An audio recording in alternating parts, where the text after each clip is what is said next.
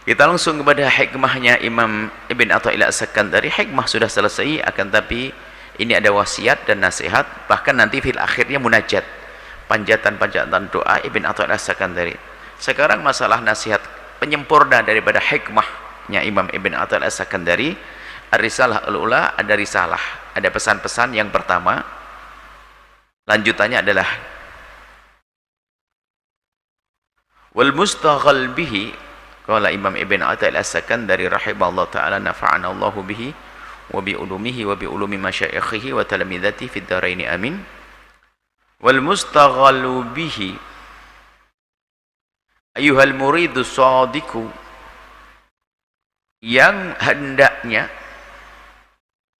wal mustaghal bihi, sesuatu yang perlu untuk kita menyibukkan diri untuknya, wal mustaghal bihi, yang hendaknya kita perhatikan, wal mustaghal bihi, yang hendaknya kita sibuk untuk hal tersebut. Ayuhal murid as-sadiq, wahai murid. Murid itu perindu ridho Allah. As-sadiq, yang jujur, yang benar-benar. Kalau memang engkau itu benar rindu untuk sampai kepada Allah, mendapatkan ridho Allah di dunia, mendapatkan ridho Allah hingga kelak di surga, ayuhal murid, kalau benar, maka engkau akan faham al-mustaghal bihi, apa yang hendaknya kamu lakukan, apa yang hendaknya kau habiskan waktumu untuk menyibukkan dirimu untuk hal itu. Apa itu? Kan itu. Wal mustaghal bihi, yang hendaknya kau sibuk untuk hal tersebut adalah untuk walladzi ahbabtahu wa sara'ta ilaihi, yang kau senangi dan yang kau memang ingin segera bergegas untuk sampai ke sesuatu tersebut. Apa itu? Kan begitu. Ini yang diajak bicara Ibn Athaillah, al-murid, muridul akhirah, muridullah, orang yang rindu kepada Allah. Jadi maksudnya gini, kamu menamakan dirimu murid, ya, paham enggak maksudnya gitu? Ini ada orang, saya mau ke pasar, namanya ya orang mau pergi ke pasar, tukang pasar. Kalau murid mencari ridho Allah, tukang cangkul, tukang-tukang masing-masing. Maksudnya, kalau orang cerdas itu setelah tahu mana yang dituju, mau kemana, setelah tahu mau kemana, maka kalau dia cerdas, dia akan menyibukkan dirinya untuk ke sana. Itu loh kayak maksudnya. Lah dia mau jualan di pasar, ya langsung dong kesibukannya ya di pikirannya, dokternya mau ke sana. Nama murid itu bukan falah petani, ya, bukan falah, bukan petani, bukan yang lainnya, tapi perindu ridho Allah. Jadi ayuhal muridu shadiq, wahai perindu ridho Allah yang benar-benar rindu kepada Allah, maka hendaknya kau faham al-mustaghal bihi, yang hendaknya kau menyibukkan diri untuk hal tersebut adalah apa itu? Ya, yang ada dalam tujuanmu. Fahami tujuanmu apa? Akhirat, kan begitu. Ridho Allah. Ya sudah, kau cerdas, berarti kau harus menyibukkan diri untuk itu. Wal mustaghal anhu wal mu'thar alaihi, maka mustaghal anhu hendaknya yang kau tinggalkan, yang kau tinggalkan adalah yang memang dalam hitungan di saat engkau membahas tentang tujuan, memang kau tidak menuju kepadanya. Selagi tidak kau tuju kepadanya, maka hendaknya itu namanya al-mustaghal anhu, ditinggalkan. Mustaghal, aku tidak menyibukkan untuk dia. Ini adalah mengajari cerdas. Maksudnya gini, kalau kamu punya tujuan, fokus. Ini dipakai oleh orang-orang motivator dan sebagainya gitu loh. Jangan toleh-toleh. Jadi kalau kamu pergi ke sana, fokus ke tujuanmu di sana. Ada dua orang yang berjalan. Banyak di situ, ada batu, ada duri, sama. Cuman dua orang ini berbeda. Yang satunya itu adalah memang fokus, tujuan saya ke sana. Saya tidak akan sibuk dengan apapun. Sehingga dia berjalan saja, duri dilompati, batu dilompati, sudah pokoknya sampai sana. Yang satu Sambil berjalan lihat nih duri, siapa yang naruh di sini? Mikir, batu, siapa juga naruh di sini? Ribut. Siapa nih nyaduk? Masih berhenti. Maka beda. Yang pertama adalah cepat nyampe, yang kedua lambat. Itu kan dunia waktu kan fokus. Kalau anda tolah-toleh nggak sampai tujuan, lambat sampai tujuannya. Maka fokusmu itu penting. Semakin fokus cepat. Dunia motivasi fokus itu, jangan tolah-toleh. Mau berjalan ke sana sudah berjalan, fokus tujuanmu, nanti kau segera nyampe. Tapi kalau masih tolah-toleh bisa terhenti di sini, bisa lama berhenti nggak nyampe ke sana. Maka mustaqil bihi adalah fokusmu sana, tujuanmu. Tujuanmu adalah Allah, tujuanmu akhirat dan sebagainya. Maka hendaknya engkau menyibuk dengan diri ke sana. Selain itu adalah mustahil anhu. Yang tidak masuk tujuanku, maka aku tidak boleh menyibukkan diri untuk dia. Nah, maka menjadilah orang yang tampak pada dirinya adalah dia rajin beribadah kepada Allah. Urusan jasadnya. Karena dia tahu tujuannya. Dia punya duit banyak lah, untuk apa ini duit kalau bukan untuk ke sana? Nah, kalau ibaratnya begini deh, saya pengen sampai tujuan fisik. Ini kan Allah kan ridho Allah, fisik saja. Saya akan lari kenceng deh ke sana biar nyampe. Betul, lari kenceng. Nah, ini perjalanan adalah 100 kilo atau 10 kilo. Untuk cepat, aku bisa akan jalan kenceng. Tak tahunya dikasih oleh Allah duit. Kamu bisa beli mobil, ya beli mobil dong, kan gitu loh. Biar saya lebih cepat lagi. Pesawat. Maka dia cerdas, karena apa? Dia diberi kekayaan, dia gunakan untuk sampai kepada tujuannya. Ini berlaku dalam urusan akhirat, hai hamba Allah. Kalau memang engkau selalu menjadikan tujuanmu adalah Allah, inna lillahi wa inna ilaihi raji'un, kita akan kembali kepada Allah. Allah adalah al-maqsud, al-ma'bud, yang maksud, tidak ada yang dituju kecuali Allah. Kalau kita sudah paham fokus kita begini, lihat. Di saat dia menjadi orang fakir, dia bisa menggunakan tenaganya untuk beribadah, mendekatkan diri kepada Allah dengan apa yang ia bisa. Kok tiba-tiba dia mendapatkan kekayaan? Dia langsung beli mobil ibaratnya. Saya akan gunakan kekayaanku ini untuk menuju kepada Allah. Maka apa? Dia bangun masjid, dia nyantuni fakir miskin, dia ini. Saya punya jabatan, sama. Maka Imam Ibn Athaillah As-Sakandari untuk menjadikan kita tuh cerdas, fokus. Kamu mau kemana, hai hamba Allah? Bukankah kamu diciptakan untuk menuju ridha Allah, untuk cari surga? Semua ini yakin surga. Anda itu yakin surga, yakin.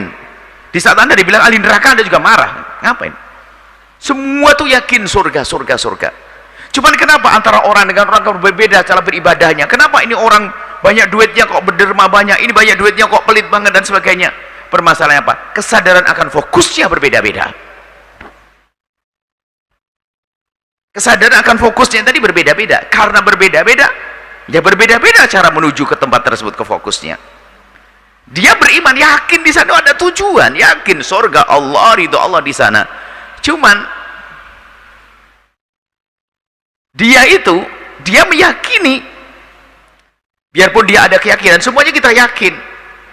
Cuman perbedaan kita ini, ya, perbedaan di antara orang dengan orang, kita sering tergoda selain fokus. Karena berbeda-beda, ini diberi kekayaan oleh Allah tapi nggak tergoda, dia tambah kenceng dia dengan kekayaannya, maka muncul orang kaya yang dermawan, loh nyampe dia. Tapi ada orang dengan kekayaannya jadi berubah. Dulu waktu fakir naik sepeda engkol bisa hadir pengajian, fokus dia cari itu Allah. Giliran pakai sepeda motor sering jarang ngaji. Setelah menikah apalagi, lah punya mobil malah nggak karu-karuan. Berarti apa? Dia terlupa dengan fokusnya. Tapi kalau diingatkan lagi, kamu pengen surga enggak? Oh ya pengen. Makanya ini semua akan menjadi kita sebab kayak lupa dengan fokus. Kayak tadi kita ingin berjalan, ada duri, ada aral, ada anak pokoknya ada duri segala macam yang mengganggu. Nah kalau kita gampang terganggu, maka biarpun kita punya keyakinan, kita akan sampai, cuman lambat, berbeda-beda. Maka dari itu, ayo kita kuatkan keyakinan tujuan kita. Kita menghadirkan renungan yang dalam, bahwasanya kita akan kembali kepada Allah. Dan ingat, semua dari kita itu sesungguhnya dibekali oleh Allah untuk meluncur menuju Allah. Siapapun kita, diberi oleh Allah bekal yang sama, beda rupa saja. Orang fakir dengan kesabarannya bisa meluncur kepada Allah. Bahkan ibadahnya berlipat-lipat. Orang kaya yang pakai mobil, ya, orang kaya yang pakai mobil dengan enaknya itu dia akan keluar bahan bakar, biaya sopir dan sebagainya, dia akan dapatkan pahala dengan itu semuanya. Lalu si fakir yang naik sepeda dengan capeknya tidak kalah dengan orang kaya, sama-sama. Allah Maha Kasih, hanya bentuknya saja berbeda-beda. Maka dari itu ayo kita cerdas mustaqal bihi, kita harus cerdas fokus. Cerdas fokus kita ini akan menuju kepada Allah, sehingga hendaknya apapun yang akan kita lakukan harus kita arahkan kepada Allah. Saya akan menjadi orang kaya dan saya harus kaya. Seorang mukmin harus kuat. Masa orang mukmin selalu begini saja, begini? Orang mukmin harus memberi, orang mukmin harus berbagi, orang mukmin harus boleh. Akan tapi ketahuilah, karena fokusnya jelas, di saat dia mendapatkan kekayaan, begitu mudahnya dia berbuat baik. Dan Anda pun melihat di kiri kanan Anda orang seperti itu. Orang punya jabatan, ternyata dia serius dengan jabatannya. Dia yakin bahasanya jabatan akan berakhir. Akan tapi kalau dia menggunakan jabatan untuk Allah, menjadi jabatan yang abadi. Nah, kemudian ada lanjutan hikmahnya. Wa inna man alima. Nah, setelah begitu, ayo kita perlu mengasah tujuan. Tujuan kita adalah cari ridha Allah. Maka apapun yang Allah berikan kepada kita sesungguhnya untuk Allah. Misalnya ada, kita kalau cerdas fokus tuh gampang sekali. Mohon maaf, tetangga Anda fakir nangis sakit, kalau Anda hanya melihat dia sakit, sederhana, oh sakit ya. Tapi kalau Anda kenal Allah, wah ini lumayan, kalau saya bantu dia kan saya dapat pahala. Beda dong. Sehingga semangat dakwahnya tinggi, dia tidak akan membiarkan suatu Anda di kiri kanannya dibiarkan berlalu begitu saja tanpa digunakan untuk menuju kepada Allah, nggak mungkin. Sehingga wawasan, karena memang orang pakar ahli. Anda pernah dengar orang jago bisnis itu ngelihat apa saja jadi duit? Ibaratnya ngelihat bebek ya bebeknya, telurnya, kotorannya wah buat pupuk, pikirannya hidup, karena di otaknya adalah duit. Bisnis yang lain nggak berhasil, tapi dia cerdas membidik pasar, kapan harus jualan, ini bagaimana. Begitu juga orang dengan Allah Subhanahu wa Ta'ala, kalau cerdas seperti itu tadi, dia akan tahu fokus. Semakin tajam kita kepada fokus, cerdas kepada fokus, maka secara otomatis kapan mendapatkan sesuatu akan dijadikan pendorong untuk bisa cepat sampai kepada tujuannya, yaitu ridha Allah Subhanahu wa Ta'ala. Wa innaman alima, selanjutnya sesungguhnya orang yang telah mengetahui annallaha yatlubuh, Allah itu mencarinya. Kalau seorang sadar Allah mencarinya, ajib. Setelah kita tahu fokus, ternyata di sana Allah tuh memanggil kita untuk menuju kepada Allah.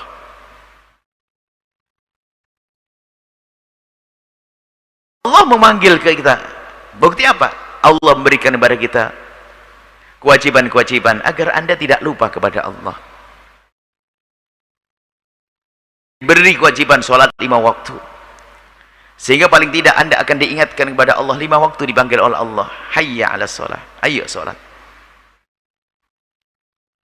Allah menyeru kita, Allah memanggil kita, Allah menunggu kita di sepertiga malam, al-min mustaghfirin, mana minta ampun kepadaku. Nah, di saat kita tahu fokus tujuan kita menuju kepada Allah, kita mau menuju kepada Allah, ridha Allah, kemudian ditambah keyakinan lagi bahwasanya Allah itu memanggil kita.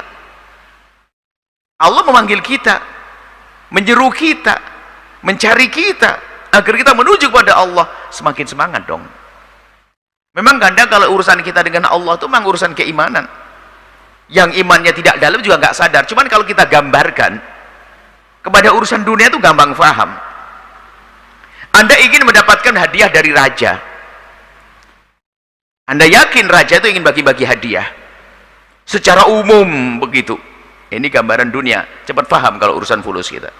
Dapat hadiah mobil ini, pokoknya ini sudah begitu, tak taunya apa? Anda rindu, saya akan ke rumah raja. Tak taunya apa? Nama Anda itu disebut, Anda ditunggu oleh raja. Bener nih. Sudah Anda ingin, Anda ditunggu. Apa yang terjadi? Langkah Anda semakin cepat. Ini urusan fulus. Dan seperti itu. Lebih tajam lagi, hei yang jomblo mau melamar orang, Anda merindukan itu anak gadis soleha banget.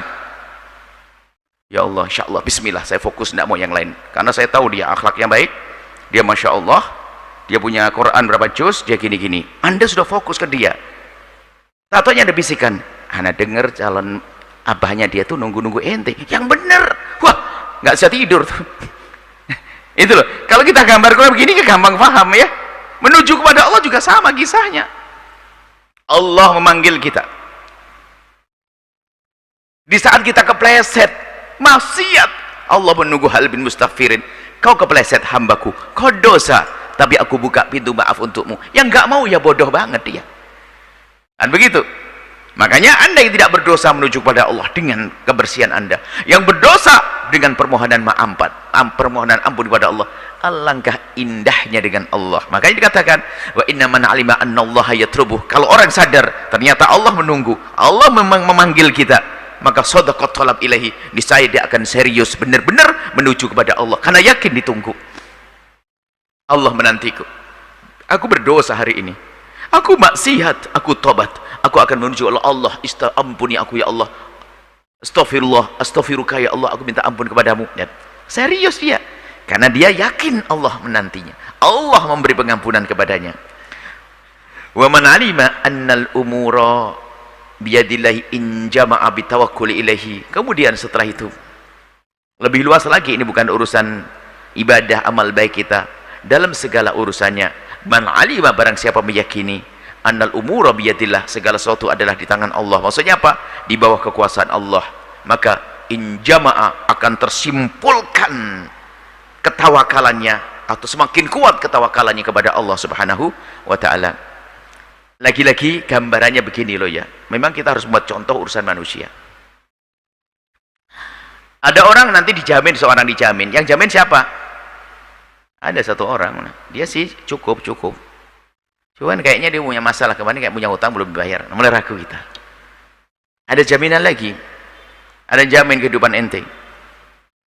Terus gimana dia? Urusan bisnis, oh lancar dia, no problem. Cuman anaknya juga banyak dia, dan yang ditanggung kayaknya banyak. Oh. Terakhir, ya, kalau orang ini yang terakhir ini yang bakal jamin ente, masya Allah, dermawannya luar biasa. Dia paling kaya di sini, paling kaya di sini dia, dan dia orangnya paling jujur dan sebagainya. Wah, penuh kasih dan sebagainya. Di antara kita pasrah, kira-kira mana yang lebih kuat kepasaran kita? Tentu kepada yang terakhir tadi, berarti lebih nyaman jaminannya. Ya, kita ada jaminan, oh yang jamin negara, oh kita semakin, yang jamin ini, nah gitu. Nah sekarang kita yakin bahasanya semua ini milik Allah subhanahu wa ta'ala, dengan keyakinan yang sesungguhnya. Maka kalau orang benar dalam berkeyakinan kepada Allah, bahasanya segala sesuatu adalah di bawah kekuasaan Allah, maka in jama'ah at-tawakkulu ilaihi, maka begitu mudahnya dia bertawakal kepada Allah subhanahu wa ta'ala. Karena apa? Allah yang maha segala-galanya, sehingga tidak pernah ragu kita bertawakal, menyerahkan urusan kita kepada Allah. Dan pembahasan tawakal itu juga harus tawakal yang sesungguhnya. Ingat ya, mungkin pernah kita bahas sebelumnya, tawakal itu adalah sifat hati, bukan urusan zahir. Ini supaya tidak salah paham. Tawakal itu sifat hati, dan tawakal itu seperti halnya ikhlas itu sifat hati. Kapan orang dikatakan ikhlas? Berbuat baik dulu baru disifati ikhlas. Enggak punya perbuatan baik katanya aku ikhlas. Ikhlas apa pak? Ya kan aneh. Saya ikhlas banget. Apa yang dilakukan? Ngasih duit? Enggak. Nah, enggak bisa. Wong dia belum berbuat baik kok bilang ikhlas? Enggak ada. Sama tawakal itu, setelah kita berusaha zahir, saya akan berusaha untuk begini, mencari nafkah ini. Setelah itu saya tawakal. Saya berusaha di masa-masa pandemi kemarin, cukuplah saya bertawakal untuk menjauhkan diri dengan pakai masker. Setelah itu saya serahkan kepada Allah. Saya tawakal makanan yang sehat, itu saya berusaha dengan makanan sehat, saya tawakal. Jadi tawakal itu sifatnya hati. Jadi amal dohir dulu, usaha dulu, baru nanti setelah itu tawakal. Nggak ada usaha bilang tawakal, itu namanya tawakal bohong.